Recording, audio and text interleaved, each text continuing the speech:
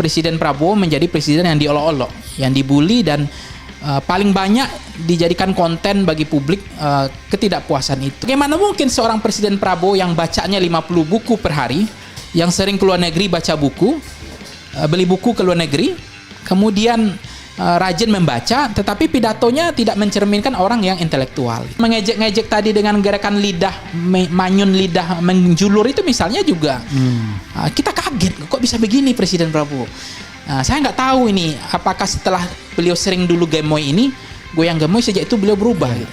Jadi ini nggak bisa disepelekan ketika beliau membaca 50 buku, kok seolah-olah pidatonya Pak Jokowi dianggap lebih bisa menjaga perasaan rakyat gitu. Kemana mereka? Apakah mereka akan pasang badan membela Presiden Prabowo? Jawaban saya tidak. Justru mereka akan happy gitu, dugaan saya. Kenapa? Ada durian runtuh yang ditunggu, yang tidak jauh-jauh dari presiden itu. Dan kegelisahan itu sudah ditabung lama. Krisis yang betul-betul ekonomi kelas menengah makin jatuh, miskin banyak, pendapatan masyarakat makin menurun, daya beli makin turun, lapangan pekerjaan makin sulit ya. Program-program itu justru banyak kebijakan yang tidak mengembirakan hati rakyat, justru menyengsarakan rakyat, didongkret terus, citranya rusak terus, pidato salah terus, banyak kebijakan-kebijakan yang dianggap tidak sesuai dengan apa yang disampaikan gitu. Jadi lama-lama orang akhirnya dianggap menormalisasi bahwa Gibran lebih cocok gitu dibanding Prabowo.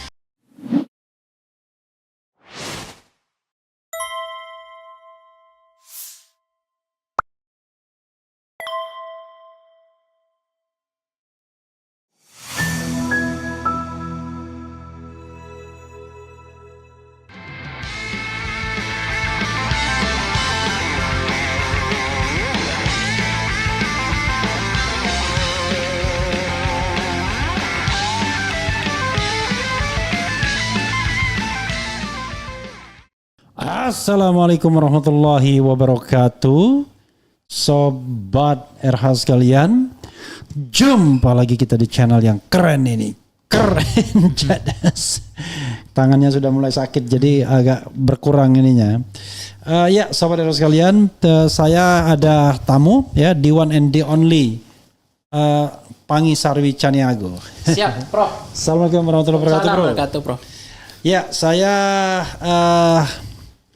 sengaja mengundang Pangi karena rupanya dia juga banyak keluh kesah terhadap negara ini.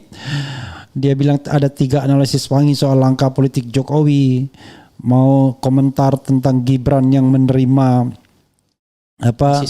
mahasiswa, mau komentar tentang metode atau cara Prabowo berkomunikasi atau berpidato dan lain sebagainya, termasuk demo-demo mahasiswa ini ada apa ya. Dan juga dia mau share karena sebentar lagi promosi doktor dia. Awal Juli promosi doktor ilmu politik ya. Di Universitas Airlangga Surabaya ya. Nah, kita doakan mudah-mudahan lancar semua urusan. Amin ya rabbal alamin. Oke. Kasih, Bro, jangan lupa dekat sini. Nah, siap, Prof. posisinya di situ. Feel free ya, tapi yang penting ininya dekat sini. Kayak saya nih. Soal saya memulai dari soal 3 analisis Pangi soal langkah politik Jokowi ini. Apa yang membuat Anda bilang Prabowo harus waspada? Apa saja itu dan kemudian mengapa Prabowo harus waspada? Silakan. Itu dulu kita mulai. Iya. Kalau waspada itu tetap, Prof. Ya. Kondisi aman itulah kondisi yang tidak aman sebenarnya kan. Apalagi dalam politik ini kan adu licik juga kan. Ya. Ada Leviathannya, ada Machiavelliannya, ada nyalip-menyalipnya kan. Dalam politik ini kan. Nah, tetapi kan banyak orang mengatakan Presiden Prabowo terlalu nggak tegaan selama ini kan. Politiknya selalu mengakomodir semua kepentingan, nggak enakan sama orang. Sementara dalam politik kan ini berlawan dengan orang yang sangat licik juga gitu. Jadi harusnya diadu sama licik gitu. Tapi untuk tujuan kemaslahatan, untuk kepentingan bagaimana kekuasaan aman 5 tahun kan gitu, Bang Prof. Jadi sebenarnya banyak orang mengatakan memang Jokowi sudah memanfaatkan Prabowo dalam konteks ini mengendorse menteri-menteri loyalis Jokowi di kabinet di awal terbentuknya kabinet Merah Putih itu. Jadi dalam rangka apa? Yaitu melanggengkan kekuasaannya. Yang kedua juga banyak asumsi persepsi pikiran liar yang mengatakan bahwa orang-orang yang ada itu sulit untuk memperbarui kesetiaannya. Karena loyalitasnya ganda. Siapa yang melantik dia tidak akan lupa, Bang Prof. Saya juga akan paham siapa yang melantik saya dulunya. Siapa sumber legitimasi saya, sumber kekuasaan saya. Nah, untuk memperbarui kesetiaan baru dalam politik kan tidak mudah. Nah, sementara masih banyak hari ini kita dengar menteri harus melapor ke Ratapan Solo itu kan. Komisaris melapor tiap bulan, tiap minggu datang ke sana gitu untuk melaporkan semua. Sementara presiden sudah berbeda. Yang dituduh sebelumnya Pak Jokowi adalah lamdak kan, bebek lumpuh. Tapi ternyata bebek terbang makin kuat gitu. Karena orang-orang di kabinetnya itu sudah sangat besar jumlahnya gitu. Dalam posisi-posisi strategis yang pernah dilantik oleh Pak. Sehingga memang banyak juga statement orang mengapa kemudian Presiden Prabowo susah betul melepaskan tidak lagi mengasuh geng Solo ini. Akhirnya itu juga pertanyaan banyak. Padahal kalau memang mereka ada di dalam, jangan-jangan mereka barang selundupan yang dititip di dalam justru melemahkan semua kebijakan program pemerintah, membuat pemerintahan tidak efektif.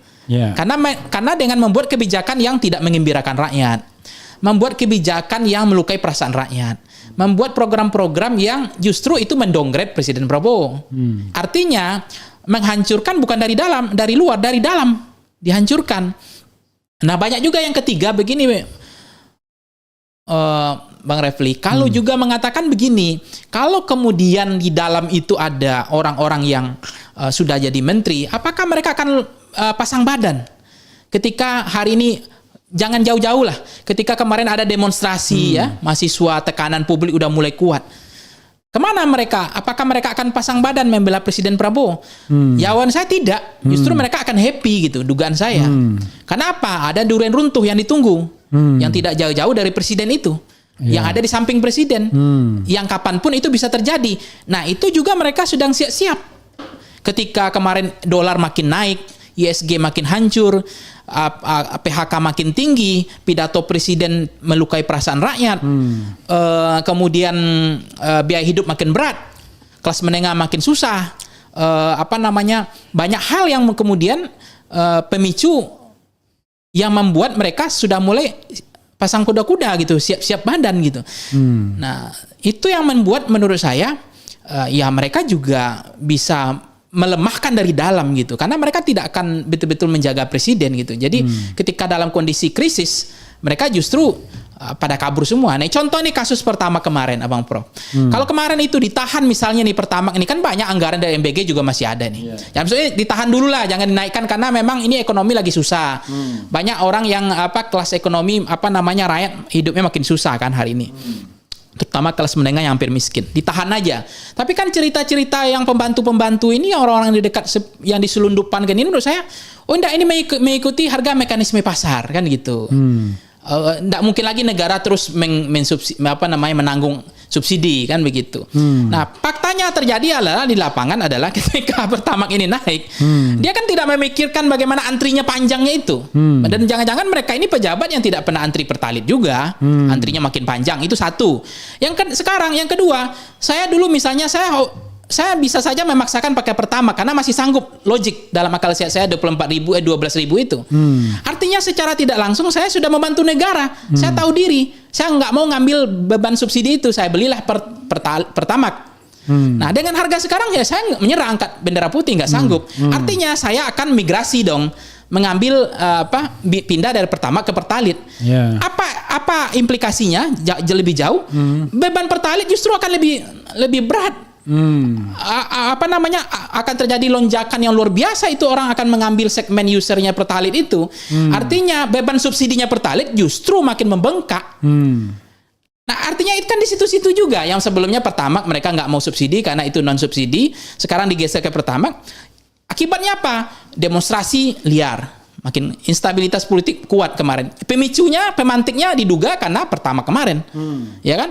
Yang selain pidato presiden juga tidak mencerminkan Prabowo seperti the real Prabowo sebenarnya.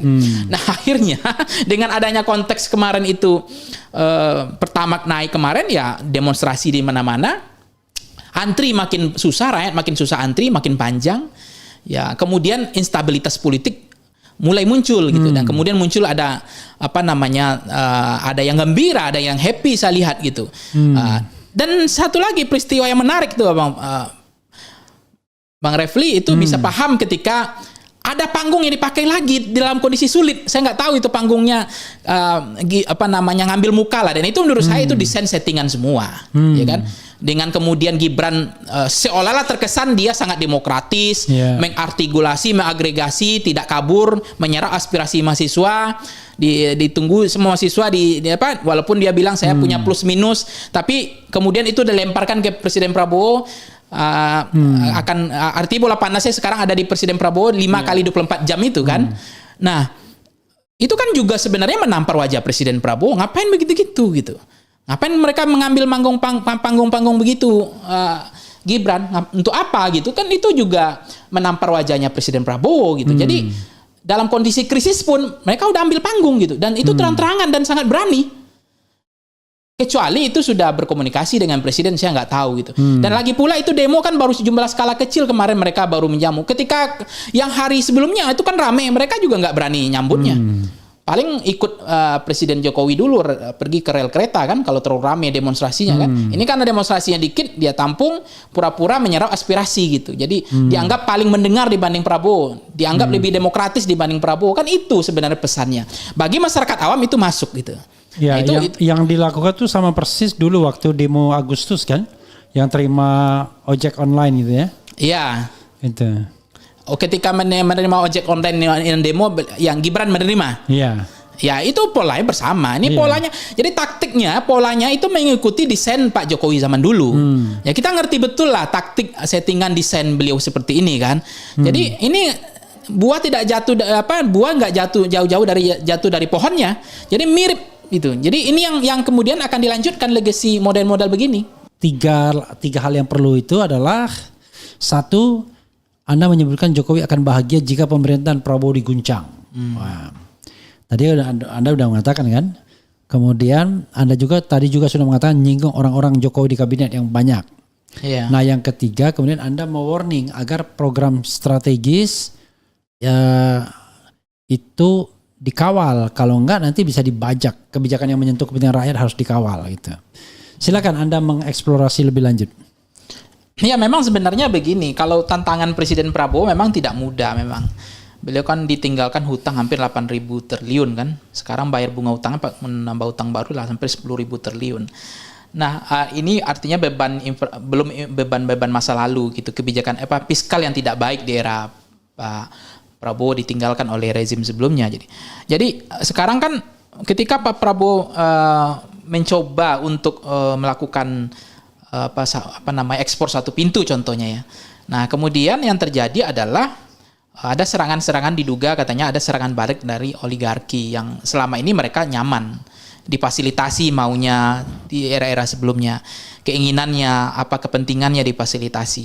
Nah, sekarang merasa terganggu dengan adanya misalnya ekspor satu pintu itu. Kemudian sumber daya alam kita dikelola oleh negara ke pasal 33 ini kan. Jadi ada artinya tantangan yang tidak mudah ketika melawan oligarki, ada serangan balik. Nah, ketika pasang kuda-kudanya nggak kuat, maka itu juga akan mengganggu stabilitas politiknya Pak Prabowo hari ini. Jadi dugaan saya ada parabel sulit dibuktikan, tapi bisa dirasakan.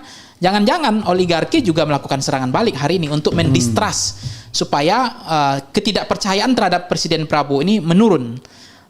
Justru nanti orang akan bilang lebih enak di eranya Pak Jokowi, biar sipil tapi semuanya nyaman, nggak terganggu kepentingannya, agendanya. Nah, akan banyak itu. Abang Prof sendiri juga tahu bagaimana bagaimana Pak Jokowi itu memanjakan oligarki gitu ya, difasilitasi semuanya. Adanya pagar laut itu kan, pik reklamasi itu bagaimana luar biasanya. Kemudian ada bandara hantu IMIP kan di Morowali, kemudian itu kedaulatan negara kan betul-betul diinjak-injak di sana. Kemudian proyek strategis nasional PSN itu kan yang maksa ambil alih tanah nenek moyang seperti Rempang ya. Kemudian produk oligarki yang mengorbankan buruh lewat undang-undang Omnibus Law. Semua izin-izin ditarik ke pusat semua. Ini kan bentuk-bentuk dominasi oligarki terhadap sumber daya alam yang bocor selama ini, hilirisasi yang ugal-ugalan selama ini. Nah, itu yang dihentikan gitu.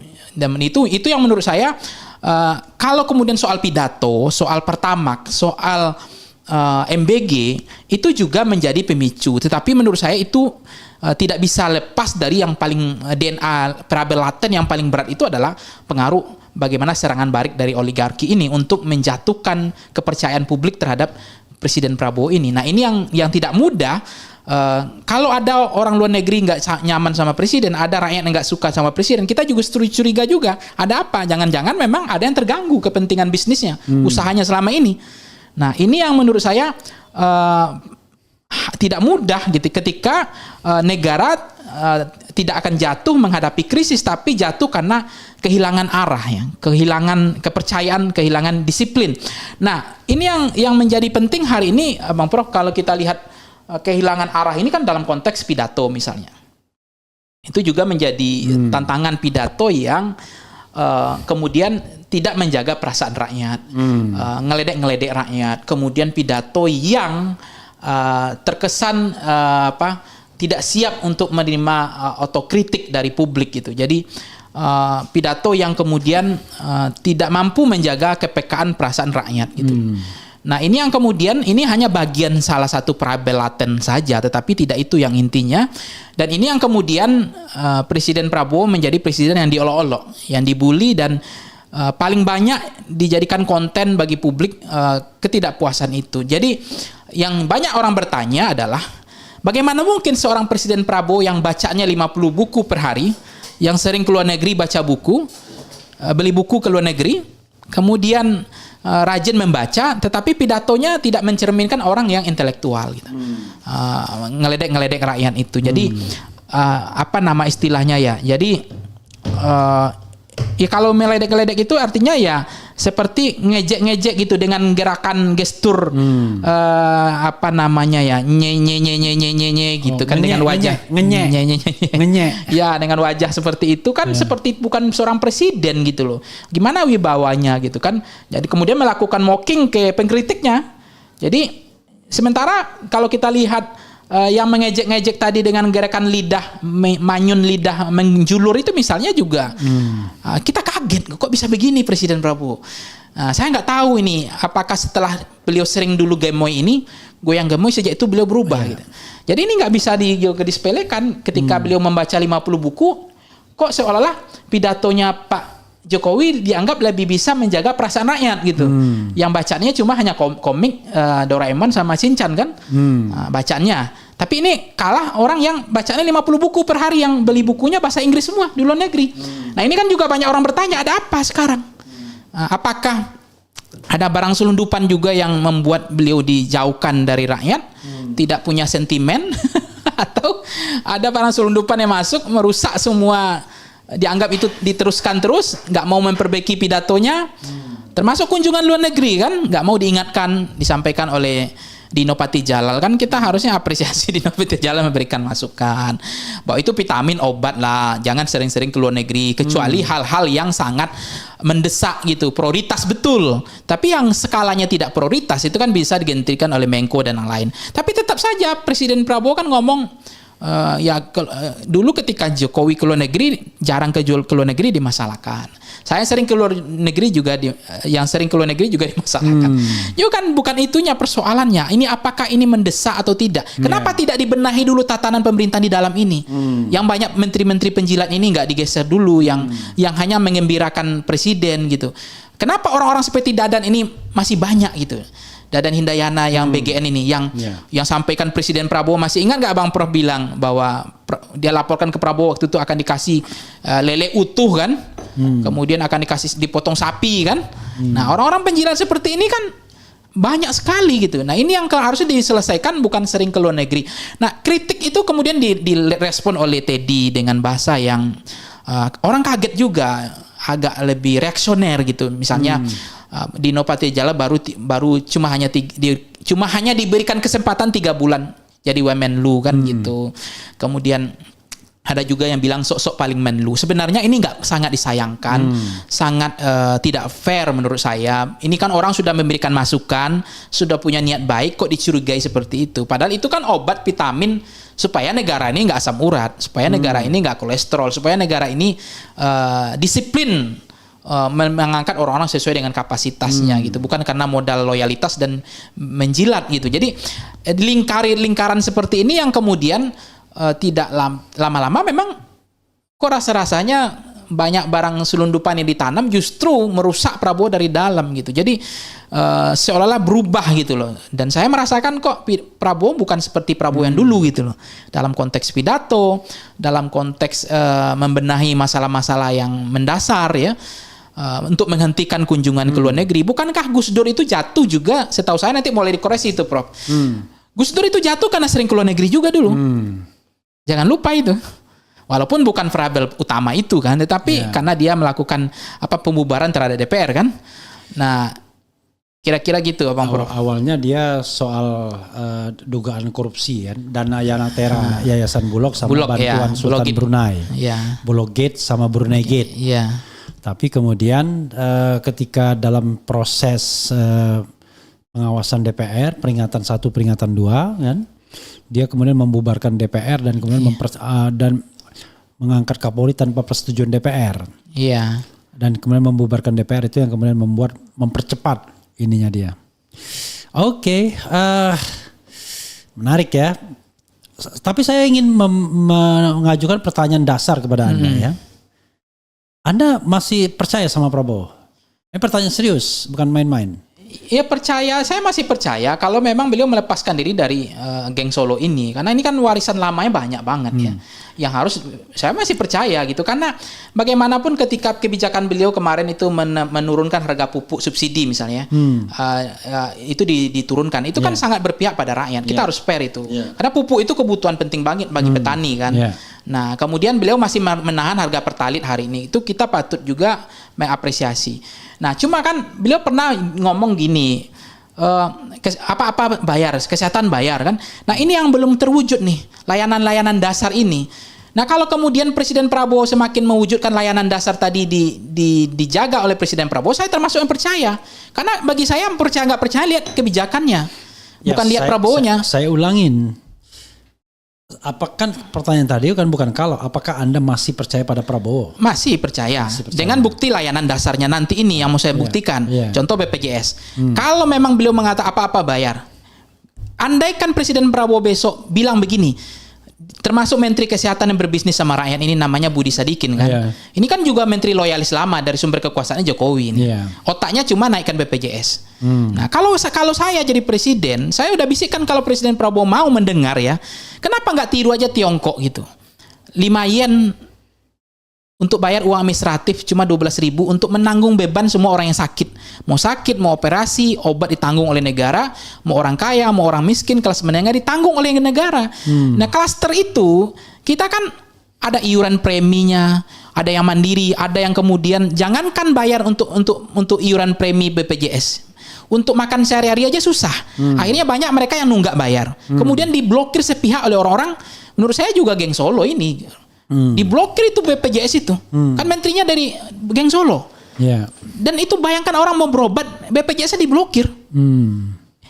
Kalau saya presiden, saya bilang nggak ada gratis, nggak boleh lagi ada pungutan. Berapa semua premi yang dipungut dari rakyat ini? Anggaplah 60.000 per orang. Berapa sih jumlah penduduk Indonesia ini? Kalau dikalikan dengan Tiongkok yang 1,5 miliar ini, ya paling misalnya anggaplah misalnya sebulan hanya 2 triliun. Apa uang negara nggak ada? Atau setahunnya berapa triliun? Udah nggak usah lagi ada biar bayar-bayar. Jadi kalau orang kaya nanti sakit, ya udah dengan kesadaran dia pergi ke rumah sakit swasta. Nggak perlu karena VIP-nya ada. Tapi kalau kita nggak perlu lagi ada pembayaran iuran mandiri itu, ya kan? Jadi itu layanan dasar. Kalau kemarin besok Prabowo pidato dan itu terbukti baru pidato, ternyata BPJS betul-betul udah gratis, nggak ada lagi pungutan-pungutan. Itu kan saya percaya Prabowo. Nah itu yang mau diterbuktikan, kapan ini terbukti gitu, layanan dasar. Nah sekarang yang terjadi kejebakan Bang Refli. MBG ini memang proyek yang begitu luar biasa, anggaran yang besar, super power lah anggarannya ya kan. Tanpa batas kan. Cuma kan mengorbankan layanan dasar lainnya. Dan hari ini mendistrust Presiden Prabowo-nya secara tidak langsung. Jebakan gitu. Dan itu disahkan MBG ini kan juga di era pendulunya Presiden Jokowi nih yang melantik BGN itu. Settingannya juga ada disiapkan mungkin di era Jokowi juga. Termasuk kemarin hutang pemotongan fiskal itu kan. transfer daerah itu disiapkan di era Jokowi juga, dugaan saya, karena Menteri Sri Mulyani. Nah, sisa-sisa itu kemudian hari ini membuat citra Presiden Prabowo tidak baik. Karena kena jebakan gitu. Layanan dasar rusak semua sekarang. Kesehatan BPJS naik, mau dinaikkan. Pendidikan banyak sekolah yang P3K saja kasihan, gaji 50.000 pada waktu hari ini. Itu hanya dikorbankan karena MBG. Jadi MBG terlalu menurut saya terlalu mengorbankan layanan dasar yang penting-penting gitu. Belum gaji-gaji pada waktu P3K hari ini harus mengalah karena MBG gitu. Nah, jalan yang hari ini jembatan rusak yang belum diperbaiki banyak gitu. Itu juga banyak korban dari MBG. Nah, sekarang jalan berlubang juga masih banyak. Infrastruktur layanan dasar jembatan juga banyak masalah yang habis bencana kemarin yang putus belum diselesaikan.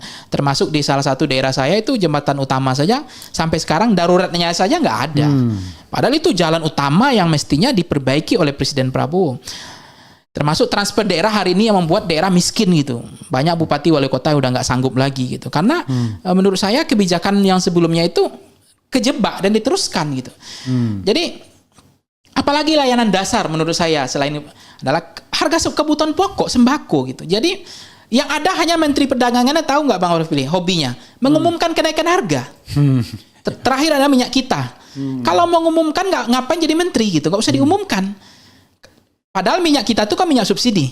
Saya lupa Menteri Perdagangannya siapa ya sekarang? Ya nggak tahu tuh, jangan-jangan orang geng Solo juga, saya nggak tahu. Saking banyaknya menteri. Iya, hampir semuanya geng Solo, dugaan saya. Yang hobinya menaikkan minyak, dan mereka orang nggak pernah antri pertalite, orang nggak pernah susah, dan hobinya dalam benaknya itu nggak mengatasi masalah gitu, nggak berpikir, tapi menaikkan aja. Itu yang tidak mampu menjaga perasaan rakyat, dan itu yang membebani akhirnya. Ya, orang akan mengatakan Prabowo tidak sesuai dengan ekspektasi masyarakat karena menterinya hobi berdagang, berbisnis untuk rakyat, pelit membantu subsidi ini. Andaikan minyak kita itu disubsidi, ya pasti akan sangat terbantu rakyat, karena harga minyak kita itu kan juga sangat membantu dengan harga minyak subsidi itu. Gitu. Jadi itu menurut saya layanan-layanan dasar yang harga kebutuhan pokok yang sembako yang hari ini naiknya tinggi sekali kan, tidak terkontrol. Itu juga menjadi tantangan hari ini. Karena harga sembako itu masalah di Indonesia itu ada 3. Pertama adalah pengangguran ya, PHK yang besar. Nah, ini kan juga mengatasi masalah ini dari dulu masalahnya sama. Yang kedua adalah tingginya harga sembako ya. Tingginya harga sembako dan itu juga menjadi problem karena inflasi juga. Karena kenaikan harga-harga Pertamax juga pasti berpengaruh. Yang ketiga adalah ya layanan-layanan dasar seperti kesehatan, pendidikan kita yang tidak mudah gitu. Biaya hidup makin mahal, obat sekarang makin susah. BPJS sudah banyak obat itu tidak di-cover BPJS, sudah banyak obat itu listnya hilang. Sudah banyak yang kemudian mereka mengatakan itu tidak ditanggung negara lagi gitu. Nah, itu itu yang dibilang Indonesia menuju bangkrut jadinya. Jadi kesehatan itu nggak bisa dipertaruhkan soal-soal karena MBG. Pendidikan nggak bisa dipertaruhkan. Jembatan tadi nggak bisa. Layanan dasar jalan yang rusak-rusak tadi nggak bisa. Nah, saya menunggu itu. Saya masih percaya ketika Presiden Prabowo kemarin kan soal ojol kan misalnya. Aplikasi. Aplikasi kan dipotong jadi 12% dari 20%. Itu kan berpihakan terhadap buruh. Nah, itu kan pelaksanaannya gimana? Tinggal itu aja. Tapi keberpihakannya sudah ada. Gitu. Tinggal bagaimana itu harus dikontrol, diawasi perjalanannya. Apalagi soal haji kemarin. Haji kan tidak naik. Yeah. Itu kita apresiasi dong. Gitu. Di eranya Pak Jokowi, hobinya menaikkan semua itu. Iuran naik, apa-apa naik gitu. Pertamax saja waktu itu Bang Heri, ingat nggak? Bukan perang, tapi pertama harga naik tiba-tiba malam kan. Tiba-tiba pagi turun. Ketika harga Pertamax naik, harga BBM naik, barang kan nggak turun. Dia sudah terderek langsung harga kebutuhan pokok kan. Tapi ketika Pertalite diturunkan, apakah harga kebutuhan pokok turun? Tidak. Itu inflasi. Nah, itu yang tidak dipikirkan. Nah, sekarang pelayanan haji terbaik, bagus menurut saya gitu. Tidak ada lagi yang dulu masih ingat nggak ada orang yang nggak ada tempat orang yang haji, tapi beritanya banyak yang tidak dapat tempat, ya kan? Yang akhirnya mereka apa namanya istilahnya di jalan ini dia nggak diurus gitu. Nah, belum yang menurut saya soal-soal yang penting itu adalah layanan-layanan dasar itu nggak bisa dipermainkan oleh Presiden Prabowo. bagaimana beliau kalau bisa menurut saya nanti harus melis langsung gitu loh. Seperti Soeharto dulu. Harga cabai, harga tomat, harga beras, harga kebutuhan pokok sembako itu di-list oleh presiden. Jadi jangan percaya sama menterinya aja. Supaya bisa dikontrol nih harganya gitu. Karena tuntutan mahasiswa kemarin itu salah satunya adalah menurunkan harga sembako. Di samping MBG diminta dievaluasi total. Di samping kemarin tuntutan mahasiswa itu setahu saya adalah soal koperasi merah putih. Jadi sumber bancakan kan. Kemudian juga kemarin kritik dari mahasiswa itu soal bentuk-bentuk salah satunya adalah menurut saya pidato. Makanya saya bilang baiknya kalau memang Presiden Prabowo ini makin banyak salahnya pidatonya, makin dibully, makin distrust, makin didongkrak, jangan-jangan di sampingnya makin senang tuh. Makanya menurut saya biar aja Wapres itu pidato lagi kalau begitu gitu. Mana tahu dia nggak melakukan kesalahan dalam pidato, lebih baik pidato dibanding Pak Prabowo. Pak Prabowo nggak usah ngomong, nggak usah pidato, buktikan saja. Pelan-pelan ini apa yang bisa dibuktikan dari kinerja beliau gitu. Ketimbang pidato tapi salah gitu. Pidato tapi nggak empatik, nggak ada underdog effect. Pidato tetapi perasaan rakyat jadi terganggu gitu. Kayak berhadapan dengan rakyat. Biar aja Gibran suruh pidato gitu. Nah tahu pidatonya lebih baik daripada Prabowo. Menurut saya jauh lebih baik begitu ketimbang dipaksakan. Karena kok lama-lama jangan-jangan di sana jadi senang gitu, makin salah gitu. Jadi itu yang menurut saya, percaya atau tidak percaya terhadap Prabowo, nanti lihat aja anak kebijakannya beberapa bulan ini. Ada yang betul-betul berpihak membela rakyat, terutama layanan dasar. Saya minta kalau Pak Prabowo mampu mewujudkan BPJS ini gratis, dari mana duitnya? Selalu begitu kan, pejabat ini ngomong kan. Duitnya nggak ada, negara aja defisit sekarang, fiskal kita nggak baik. Kalau rampasan perang ini bisa diambil alih, sumber daya alam oligarki yang selama ini menguasai hajat hidup orang banyak ini diambil alih oleh negara, dan itu ada uangnya, dan besar, itu rampasan perang itu bisa digeser untuk subsidi rakyat gitu. Apapun bisa disubsidi oleh rakyat, bukan justru menaikkan pajak. Ingat nggak Bang Refli, apa yang terjadi di era Pak Jokowi? Itu fakta. Pajak mau naikkan 12% kan? Udah tanda tangan loh, udah ACC, udah sah kan? Tapi apa yang terjadi? Kemarin kan diturunkan jadi 11%. Itu kan kita apresiasi. Nah, saya berharap kalau memang Presiden Prabowo 1-2 tahun ini bisa, kalau bisa pajak kita 9%. Kalau itu siapa yang nggak senang gitu? Pajak 9% diturunkan. Nanti rampasan perangnya APBN kita yang defisit itu ditutup dari sumber daya alam kita. Bukan berladang di punggung rakyat, bukan dari pajak kendaraan, bukan dari pajak jual beli, bukan dari pajak restoran, bukan dari pajak-pajak yang dipungut dari rakyat gitu loh, tapi dari sumber daya alam yang banyak itu gitu. Nah, kalau besok Presiden Prabowo berani 9% pajak kita, kan itu pro rakyat sekali. Yang sebelumnya mau dinaikkan 12%. Hobinya negara kan berburu di kebun binatang gitu. Negara nggak suka mengambil ikan laut di tengah laut, di laut dalam, ikan besar, karena itu oligarki. Dikasih tax amnesty kan, itu perangai lama kan. Nah, sekarang bukan di tax amnesty, rampasan perangnya diambil oleh negara karena dikuasai oleh negara gitu. Nah, sanggup nggak Presiden Prabowo? Sebenarnya nggak perlu pidato-pidato itu, tinggal diwujudkan saja. Meskipun beliau harus siap serangan balik dari para oligarki ini gitu. Sekarang pertanyaannya, menurut Anda ya, kan banyak orang memuji Prabowo karena dianggap punya komitmen pasal 33. Ya. Tapi di sisi lain kehidupannya sepertinya jauh dari perhatian kepada masyarakat banyak ya. Misalnya kasus Teddy yang ke Paris gitu-gitu kan, atau dia luar negeri bolak-balik begitu.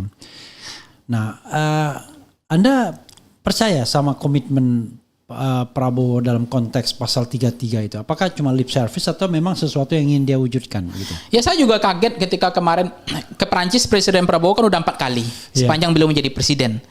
Yang ketiga di ulang tahunnya Teddy dengan mewah gitu kan. Itu menjaga sense of kepekaan itu jadi hilang. Sense of sensibility. Sensibility-nya respon tidak terlalu PK gitu kan. Sehingga banyak kritik orang kok melukai perasaan rakyat gitu. Ini kan barangkali begini Bang Refli, saya justru yang begini-gini justru diingatkan. Kenapa kemudian beliau lari dari trayek yang semestinya ketika beliau pasal 33 itu beliau keberpihakan kepada masyarakat ini. Salah satu contohnya begini,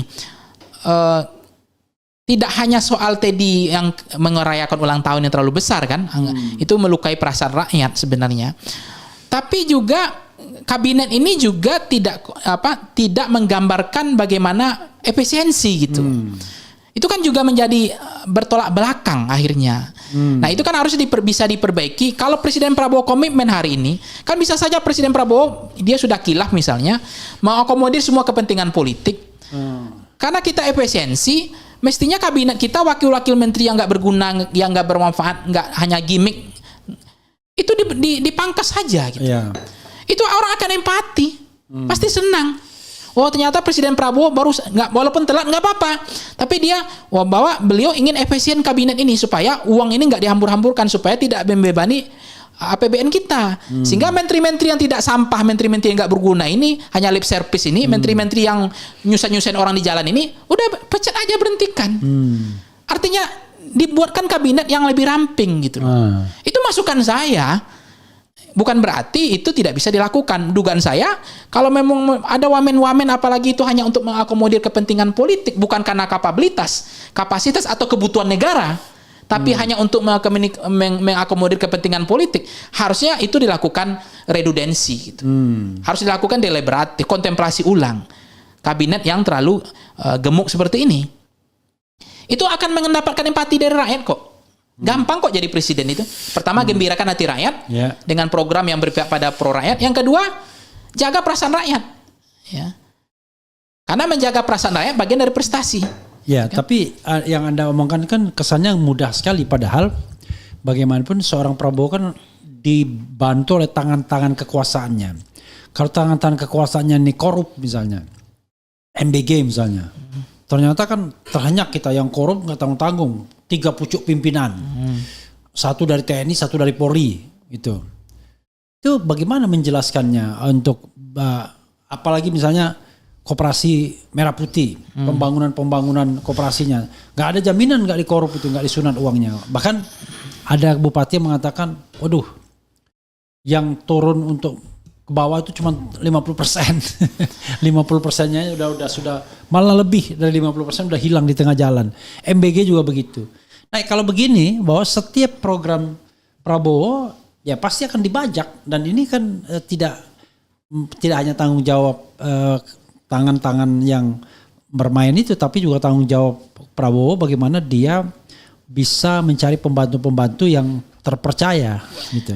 Makanya rekrutmennya sebenarnya tidak hanya karena ya titipan dari geng Solo tadi ya. BGN ini siapa yang melantik kan orang juga tahu kemarin. Si Dadan ini. Bukan Prabowo yang melantik loh. Yeah.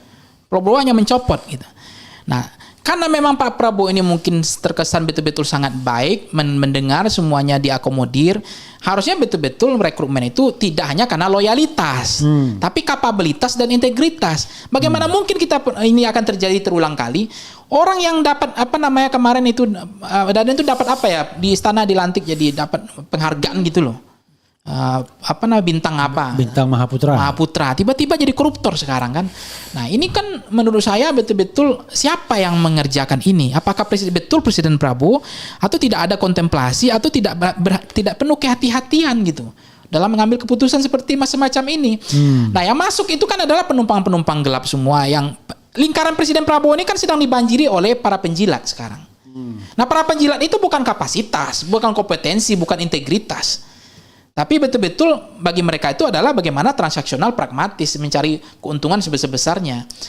Nah, itu tergantung kemampuan presiden untuk menseleksi kembali orang-orang yang akan duduk mengisi jabatan-jabatan strategis di pemerintahan supaya tidak jadi bancakan ini. Maka memang dari awal kan ketika orang bicara TNI, ketika mengambil Koperasi Merah Putih, ini pada pasti separuh pengalaman kita ini akan jadi masalah di kemudian hari, jadi bancakan politik gitu. Kemudian ada MBG gitu. Kan dari awal kan kita kritik publik itu udah banyak.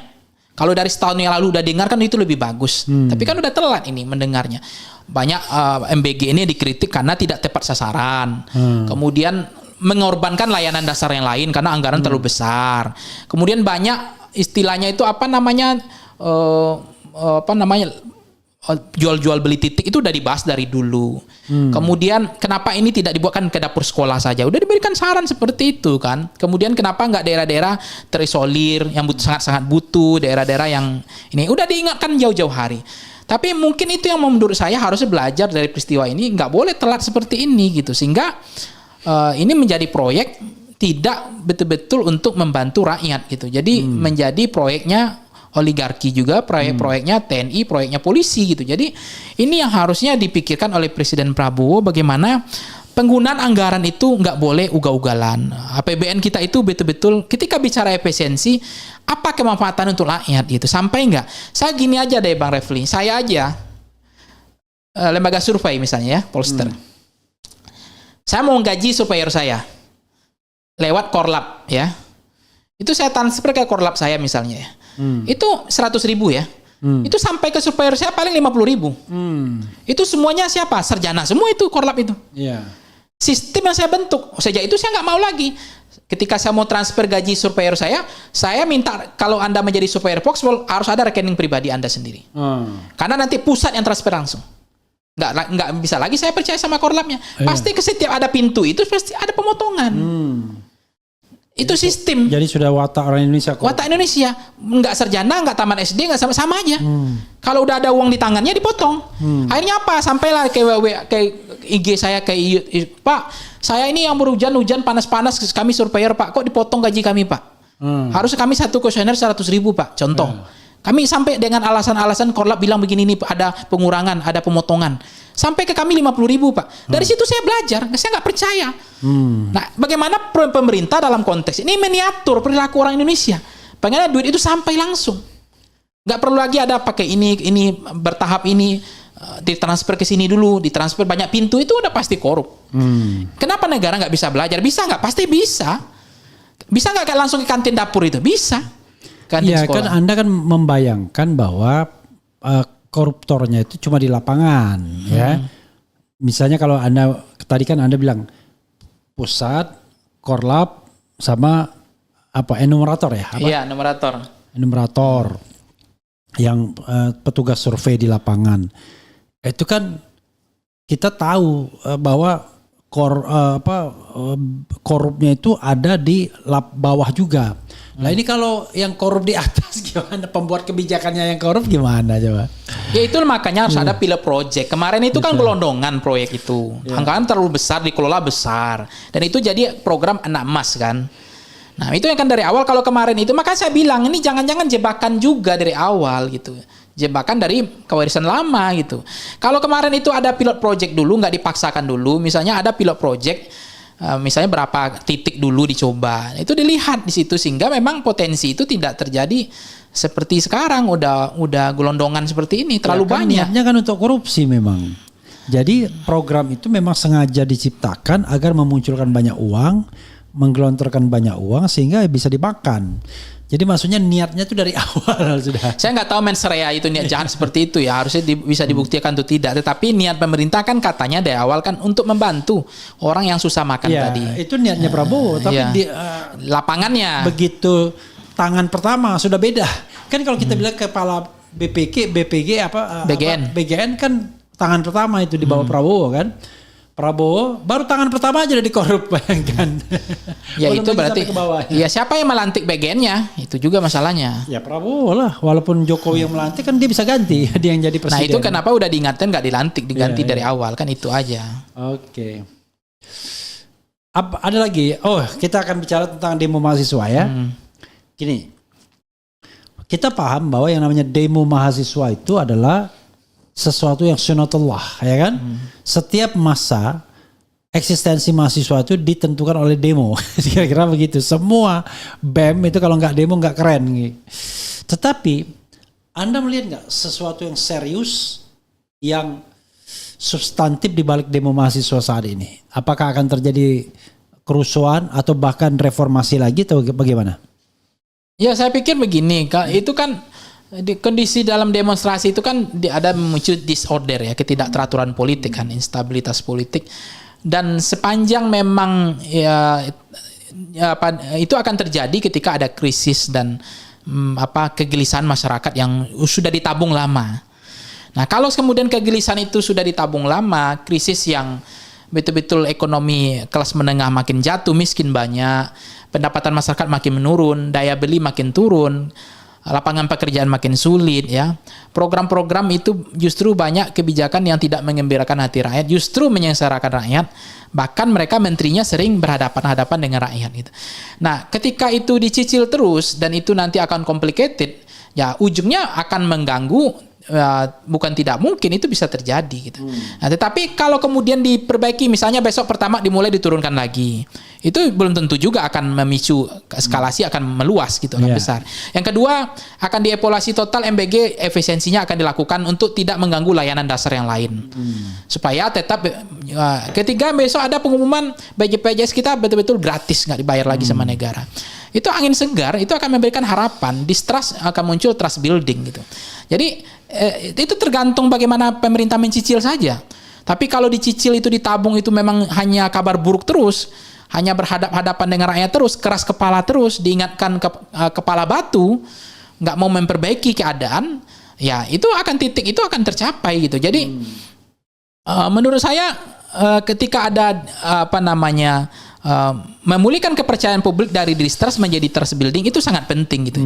Jadi jangan sampai kemudian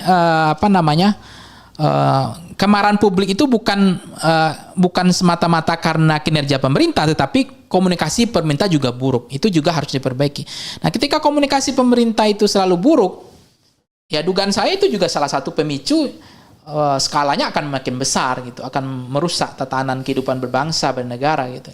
Jadi saya meyakini bahwa justru sebenarnya dengan adanya aksi massa itu, Bang Refli, Prof, itu sebenarnya jadi efek jerah gitu. Itu pengingat alarm bagi pemerintah bahwa jangan menyepelekan aspirasi suara selama ini. Apalagi pidato presiden kemarin kan sebenarnya nggak perlu yang gitu-gitu, misalnya anjing menggonggong kafilah berlalu, ngapain gitu loh pidato seperti itu. Diksi perasanya paling buruk sedunia menurut saya begitu.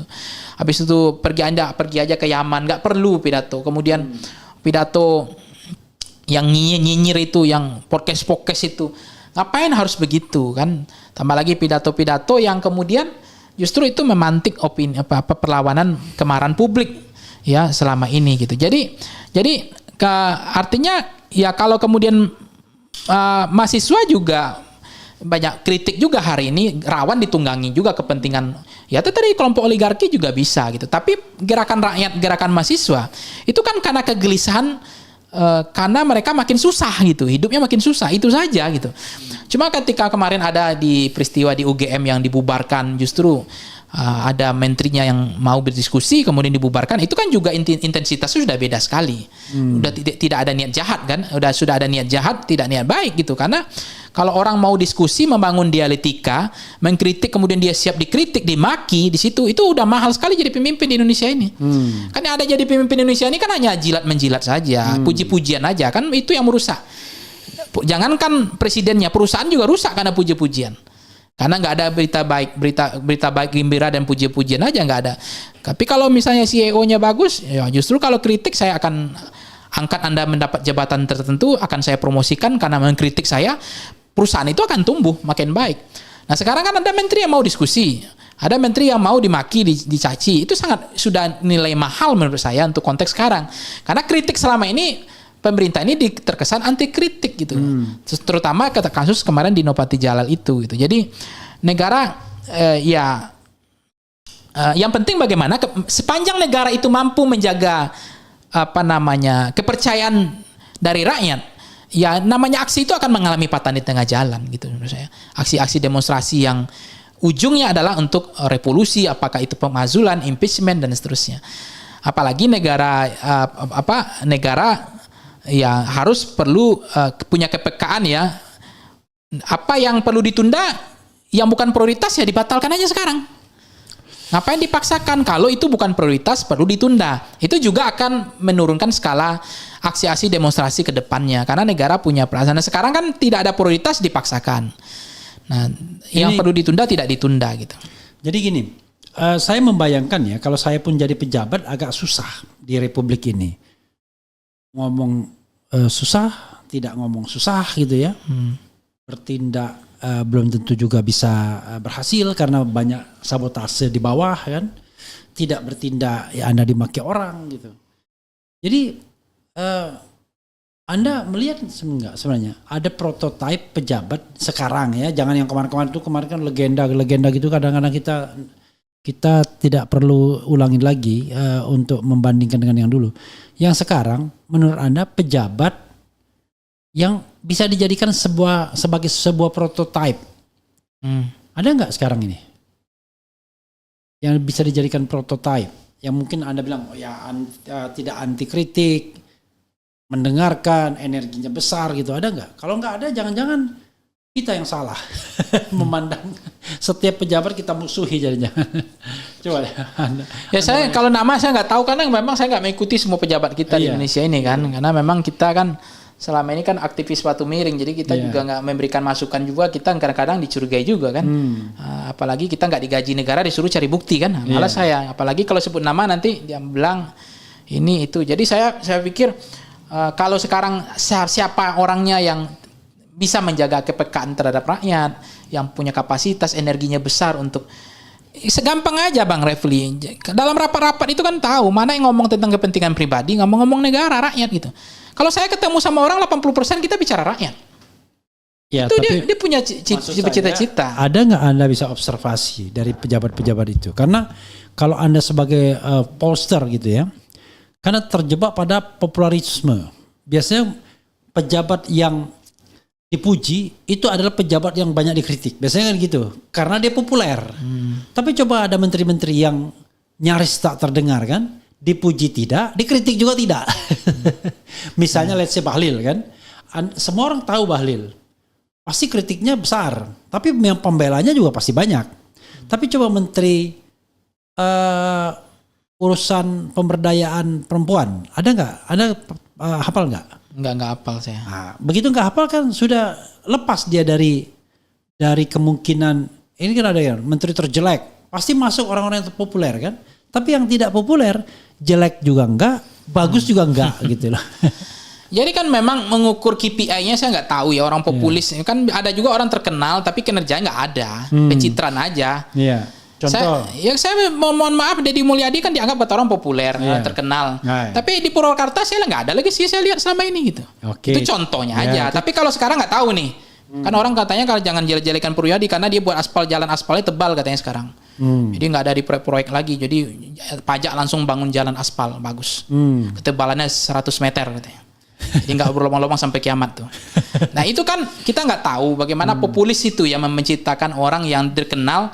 Ada juga menteri yang senyap, ya nggak mau populer, nggak mau banyak, nggak mau senang panggung. Tapi kinerjanya mampu mengatasi masalah-masalah di kementerian itu. Jangan-jangan bagus itu. Nah, tinggal kan sebenarnya bisa legasinya saja, hasil outputnya aja. Atau yang mungkin Anda lihat menteri yang aktivis, pembantu presiden yang aktivis. Instead of dia alih-alih dia ngomong tentang programnya, dia ngomong tentang politik, jadi jubir Jokowi dan lain sebagainya, jubirnya Prabowo dan lain sebagainya. Ya, yang menteri yang ngomong tentang Pancasila di UGM itu kan, ngapain dia ngomong tentang Pancasila? Ya oke, penting Pancasila, tetapi kan tidak perlu dia. Ada BPIP, biar BPIP aja yang ngomong tentang Pancasila, dia yang ngomong tentang. Mungkin dia bilang tentang ekonomi Pancasila. Ya tapi kan tentang petani. Akhirnya tidak fokus pada pekerjaan dia kan. Ini kan ngawang-ngawang. Ya itu juga sama dengan kasus Teddy kemarin. Harusnya yang merespon kunjungan luar negeri itu apa hasilnya, nggak perlu Teddy. Ada menlunya. Ya itulah yang saya katakan, tidak direct man and direct place itu prinsipal. Jangan the right man, marah nanti. The right person. The right person. Karena right man nanti ada woman juga. Oke, apalagi yang ingin Anda keluh kesahkan? Ya keteladanan di puncak kekuasaan itu yang coba masalah. Jadi memang bagaimana antara perkataan dengan perbuatan itu seia sekata gitu. Kan kita udah punya pengalaman pemimpin yang sudah tapi belum ya kan, sen kanan belok kiri kan, akan kembali ke Solo seperti rakyat biasa tapi mau keliling Indonesia kampanye kan itu. Ini kan harusnya jadi pembelajaran bagi kita betapa pentingnya berharganya antara perkataan seia dengan perkataan dengan perbuatan gitu. Nah, ini makanya ketika efisiensi Presiden Prabowo harus menurunkan efisiensi itu dalam parabel indikator pembentuk yang lainnya apa gitu. Karena begitu bicara efisiensi tapi kunjungan ke luar negerinya nggak udah ugal-ugalan ya kan. Efisiensi tapi kabinet udah terlalu gemuk. Itu kan akhirnya tidak seiris gitu. Itu menghilangkan keteladanan kekuasaan. Jadi menurut saya perlu itu dikembalikan kepada trayek yang benar gitu. Jadi apa yang disampaikan itu betul-betul itu diwujudkan. Nah itu menurut saya menjadi penting krisis hari ini. Nah Presiden Prabowo ya kalau mengatakan bahwa kesehatan nggak bayar, ya udah BPJS terus gratiskan. Ngapain pelit, ngapain ngitung sama rakyat? Ini begitu sama subsidi sama rakyat, pelit berhitung. Selalu lagunya begini, lagu lama kaset usang. Anggaran nggak ada, anggaran terbatas, anggaran defisit. Fiskal kita tidak membantu untuk itu. Tapi urusan subsidi, urusan non subsidi, urusan yang lain, memanjakan pejabat, fasilitas dikasih semua. Nah, ini yang menurut saya jadi problem tantangan ke depan gitu. Jadi sense of crisis itu tidak cukup diucapkan ya, namun harus terlihat dalam tindakan. Nah pidato itu kan hanya ucapan, tapi tindakan gimana? Kok antitesis? Kok jadi paradok? Kok jadi anomali? Nah, itu harusnya menurut saya ada waktunya Presiden untuk melakukan kontemplasi, redudensi dan deliberatif gitu dalam keputusan-keputusan politiknya. Jadi misalnya membatasi belanja yang tidak mendesak itu perlu selektif Presiden ke depannya. Kalau belanja kita ugal-ugalan yang tidak mendesak termasuk membatasi kunjungan ke luar negeri hanya pada agenda-agenda yang benar-benar betul-betul strategis dan berdampak langsung bagi kepentingan nasional nggak masalah. Tapi ini ngoyo ngotot aja terus. Pidato kemudian disampaikan menurut saya udah terlalu offset gitu.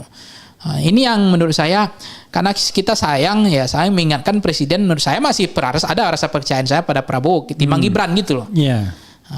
Tapi kan sekarang di bawah udah bicaranya udah begini Bang Rafli karena ini salah terus, kebijakan salah terus, program salah terus, perasaan rakyat nggak dijaga. Orang udah bilang lebih enak Gibran biar sipil nggak apa-apa dibanding militer tapi keras kepala gitu. Banyak blunder. Udah begitu omongan sekarang lebih enak era Jokowi dibanding Prabowo. Kalau saya terus terang lebih saya menikmati Prabowo dibanding Gibran gitu itu aja. Nggak ada juga Gibran ya Jokowi. Apakah Jokowi mau siap-siap menjadi presiden malam kita nggak tahu untuk melanjutkan 3 periodenya. Tapi karena ini terus terjadi terus salah banyak menteri-menteri seludupan ini masuk terus ya menurut saya lama-lama Presiden Prabowo dirusak dari dalam gitu. Jadi harga-harga tadi harga pangan itu dievaluasi langsung sama Presiden Prabowo itu berkelas sekali. Seperti dulu Soeharto langsung mengevaluasi harga-harga pangan itu. Langsung dirinya sendiri yang menulis harga-harga kebutuhan pokok yang tidak terkendali ini. Kemudian soal pekerjaan ini bagaimana hari ini yang pengangguran banyak ini kan dan layanan dasar. Jadi ini jadi republik ini diuji bukan dari pidato sebenarnya.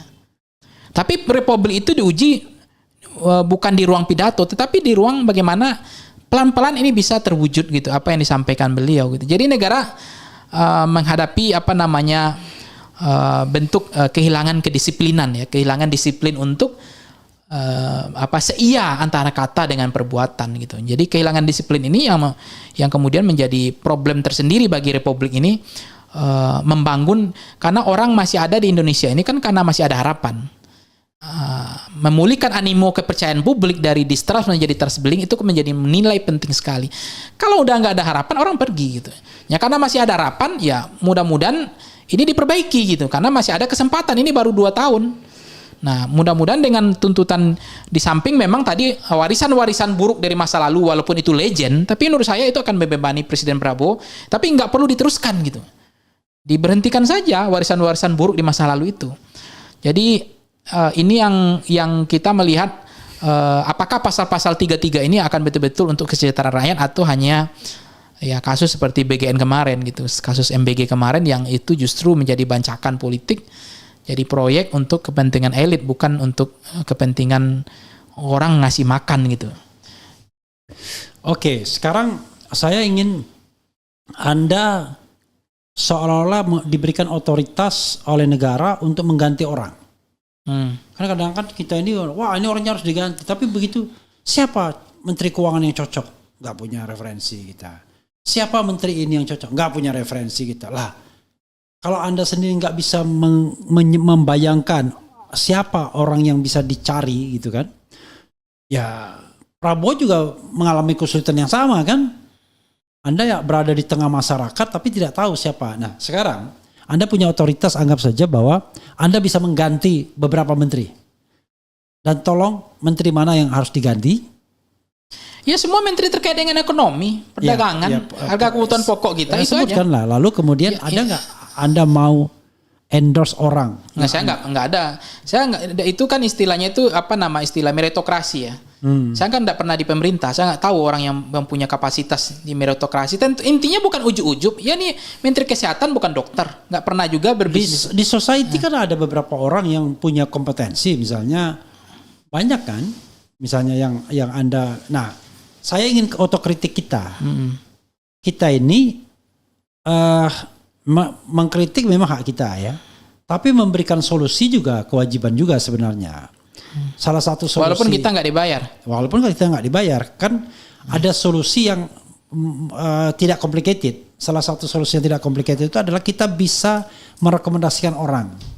Harusnya misalnya gini, harusnya misal ya, wah Menteri Luar Negerinya harusnya jangan Sugiono dong, harusnya siapa misalnya kan begitu. Iya. Nah karena nggak pantas. Seskap ya jangan Teddy dong ya kan. Apalagi Seskap di kamuflasekan sebagai eselon 2. Eselon 2 kok setingkat menteri, bahkan setingkat menteri koordinator kan gitu. Nah yang begitu-begitu ketika orang mau reshuffle, kita kehilangan nama. Gitu. Wah gampang itu, nggak susah itu. Kan tinggal kita list saja, itu butuh kontemplasi kita juga. Lihat kinerjanya dari bawah nggak dia. Nggak tiba-tiba dia partai politik karena loyalitas saja modal tiba-tiba jadi pejabat yang kagak bisa juga harusnya. Karena saya punya pengalaman. Ketika ditanya, ini kalau menteri ini gantinya apa? Pusing juga ternyata. Iya kan ini sebut nama kan. Ya?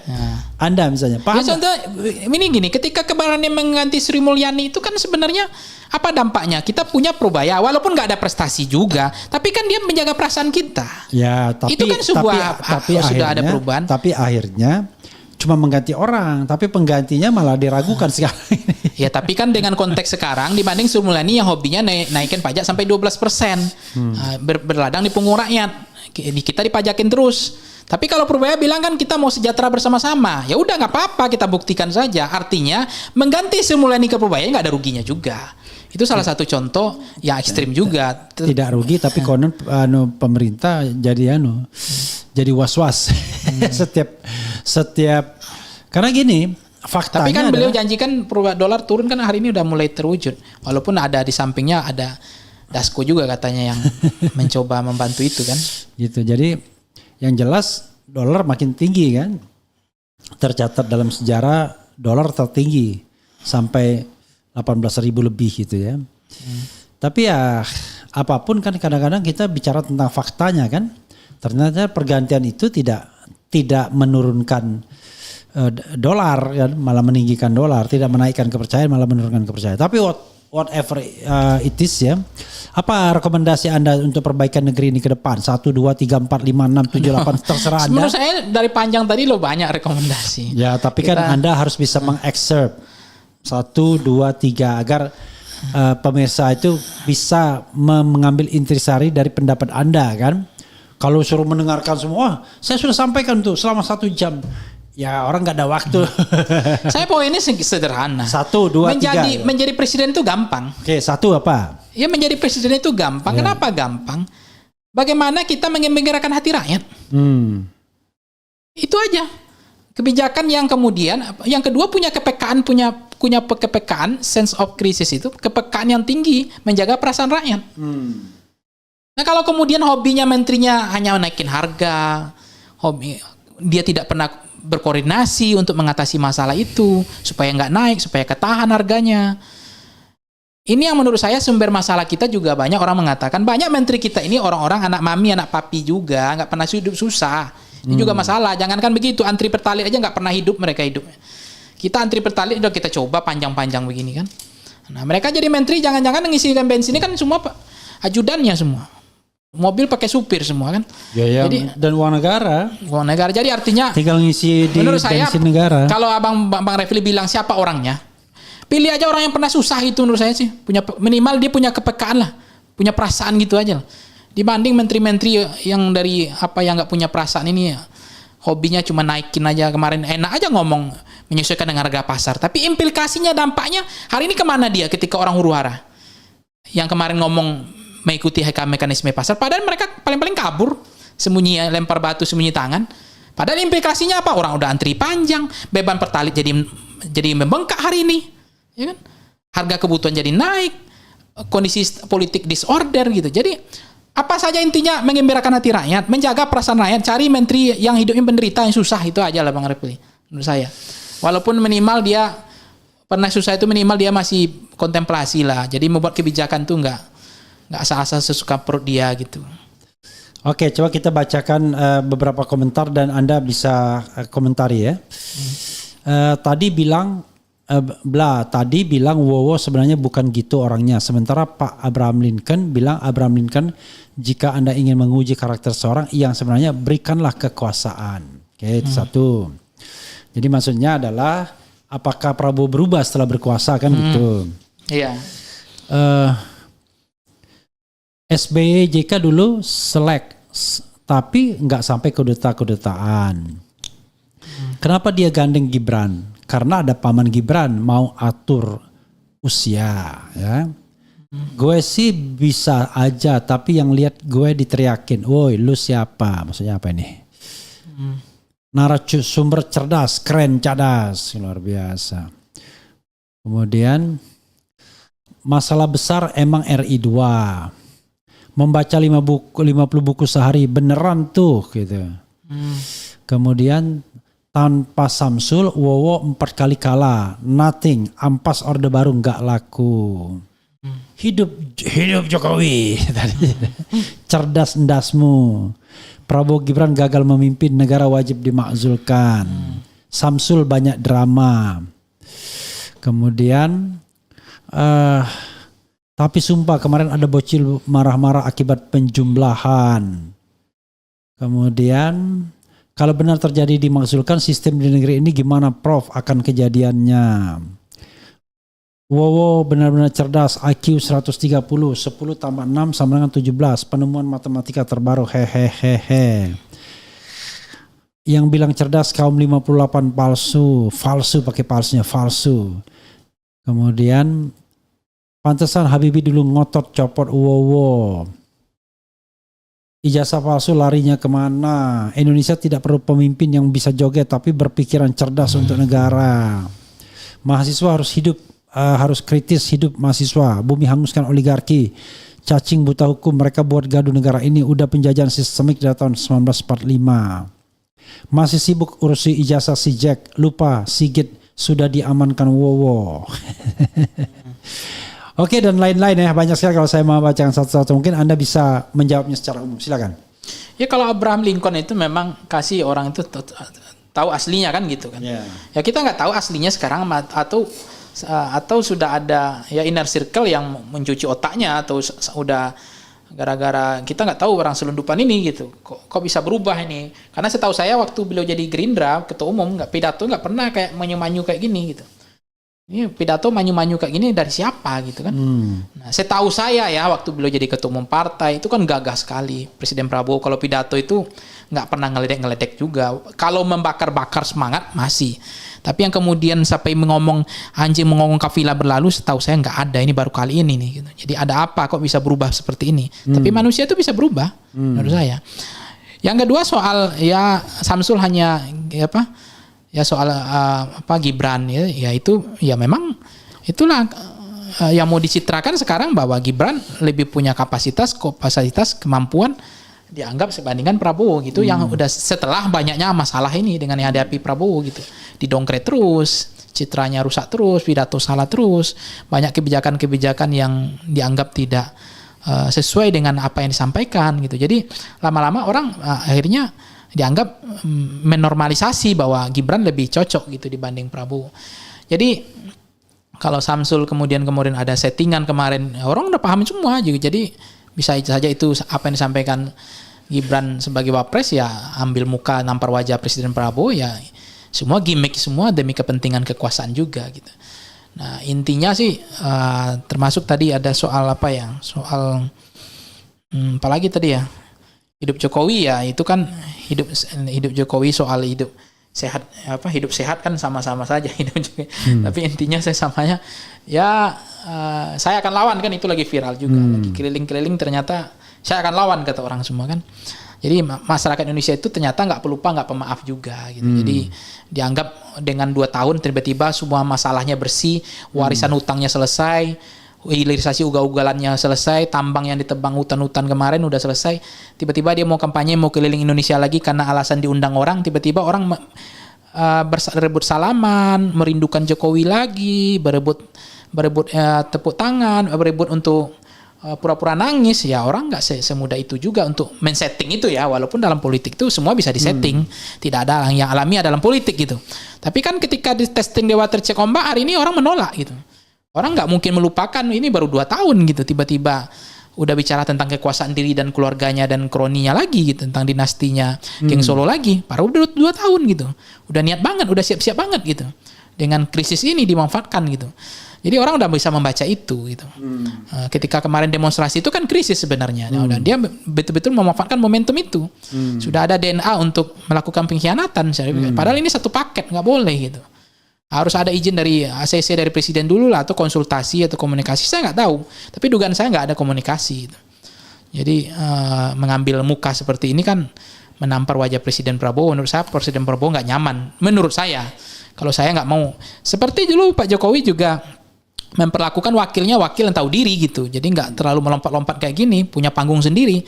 Bagaimana Kiai Haji Ma'ruf Amin diperlakukan oleh Pak Jokowi, hanya ngurus zakat sama ngurus apa waktu itu tuh kerjanya. JK juga begitu, nggak ada lampu presiden lebih terang daripada lampu wakil gitu.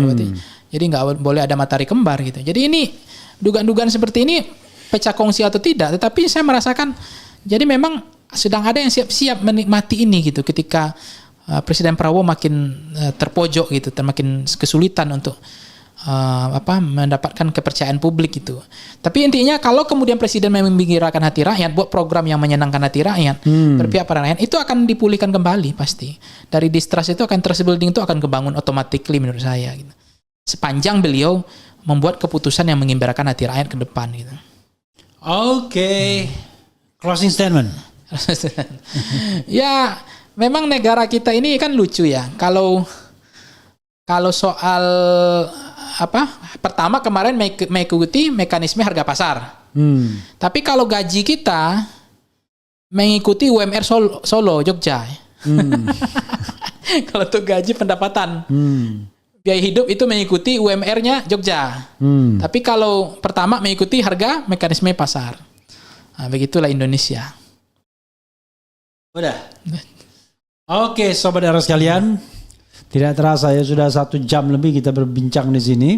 Mudah-mudahan ini tentu kita akan bisa lanjutkan ya setelah yang bersangkutan sebentar lagi mendapatkan gelar doktor.